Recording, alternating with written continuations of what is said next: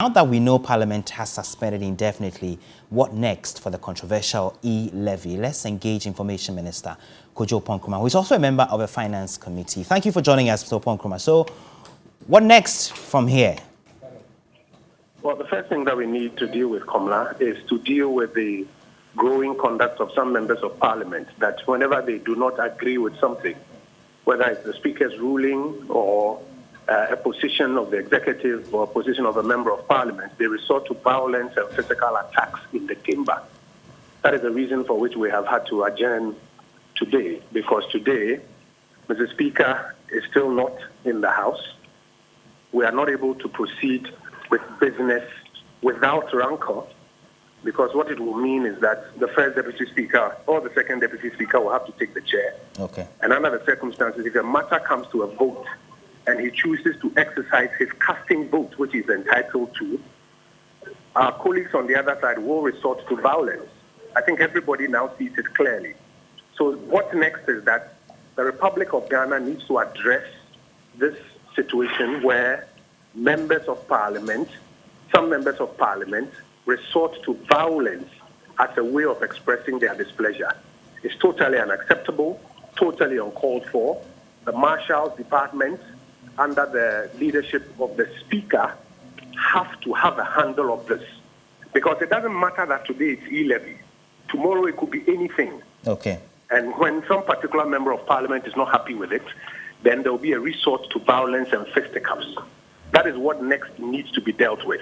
Okay, Mr. Oppong Nkrumah, so the concern is that the members from your side have refused to play ball on this particular subject, and so there's not been any form of consensus. Bearing in mind also that there's been proposals and memoranda on this particular E-Levy from interest groups that the committee which approved it yesterday failed to listen to, for example. That's not true, Komla. First of all, and give me some time to explain this.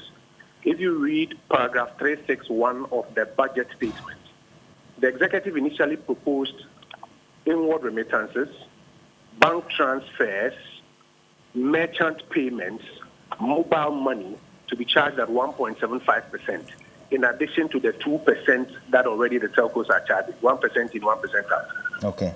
After all the consultations and memos and engagements, remittances have been taken out.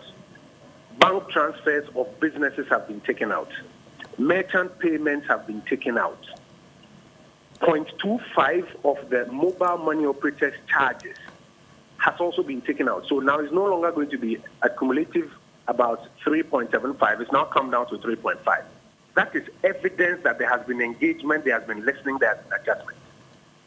If all of that has taken place at committee, and you still say you're opposed to it, and the vote has taken place, and you have lost that vote, you don't come onto the floor and resort to physical violence to prevent the business of the House from going on. And I think we must be clear with that.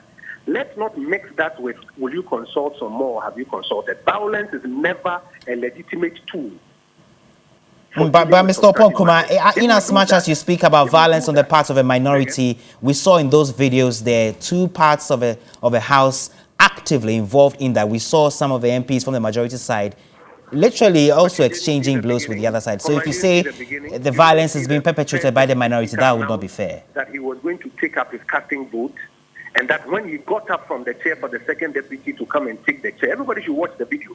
The members of the minority who disagreed with it, instead of coming by a substantive motion in accordance with the standing order to challenge it, rushed on the days to physically attack the first and the second deputy speakers. Are all of you saying you didn't see it? Are all of you saying that you didn't see that? That is when the members of the majority rushed to prevent them, and then the Marshal's officers came to support them in preventing them from attacking the first and second deputy speakers. Everybody's pretending he didn't see that, and now the new narrative is that both majority and minority were fighting.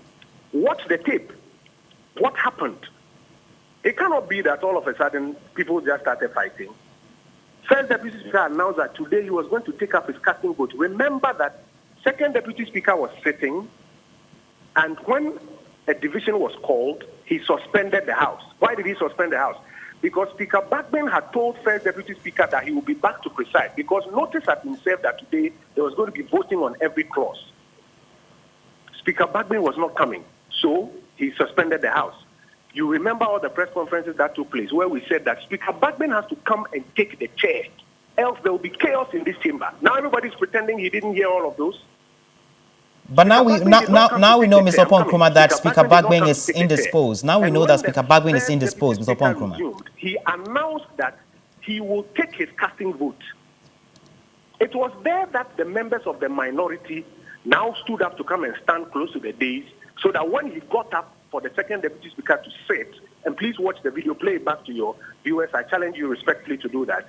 When he was about to sit, then the minority members were rushing to attack them. And that is where the majority members came up to say, no, you will not attack the first and second deputy speaker. And then the marshal's officers came to support them. That is the matter we must deal with. When we finish with that matter, tomorrow it can be E-Levy, tomorrow it can be next year appropriation, it can be anything. If you don't deal with the new culture that is creeping up in this parliament, I've been here in the 7th parliament, I'm now here in the 8th parliament, where now people are saying that if we don't agree with something, we won't debate it, we won't vote on it, we won't have an intellectual argument on it, we will resort to physical violence and attack people, then you have a problem. And I think we must all be honest and bold to call that out and deal with that before we talk about E-Levy and anything else. Today, the majority has taken a high road that we're not going to continue with business until Mr. Speaker is in the House, because if we do, it will degenerate into chaos. If your reporters have told you, today for the first time, they locked all of the other doors, leaving only one entrance for the majority and minority, scanning members of parliament who were going into the chamber. Why? Because even the security here has received intelligence that people were coming here with weapons. Because yesterday somebody cut somebody with a blade. Why? And we all want to pretend that it's about E-Levy and it's about consultation. It's not. It's about people who have decided that they will resort to violence if they don't have their way in the chamber. Okay. This chamber, you come to the chamber with constitution, standing orders, and logically researched arguments. You don't come to the chamber with blades and blows. Okay, Mr. Oppong Nkrumah, you have spoken a lot about the violence, etc. I am as curious as many others. What happens to the 1.75% E-Levy going forward as we await January 18? I've already explained to you that about 5 parts or 5 pillars of that piece of legislation have already been removed after all the consultation. Remittances have been taken out. Bank transfers for businesses have been taken out. Merchant payments have been taken out. I refer you to paragraph 361 of the budget statement.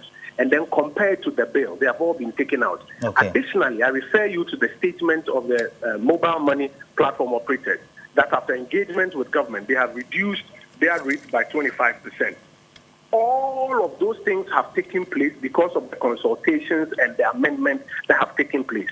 If somebody says that for me, if I don't have my way, that don't bring this bill at all, I will resort to violence, please don't make the question about, so will you engage some more? Ask him that, is it legitimate that if you don't have 100% of everything you want, you resort to violence? Thank you. Thank you very much. Kojo Oppong Nkrumah, Information Minister there. So from what I get, from what he tells me, 1.75% or nothing.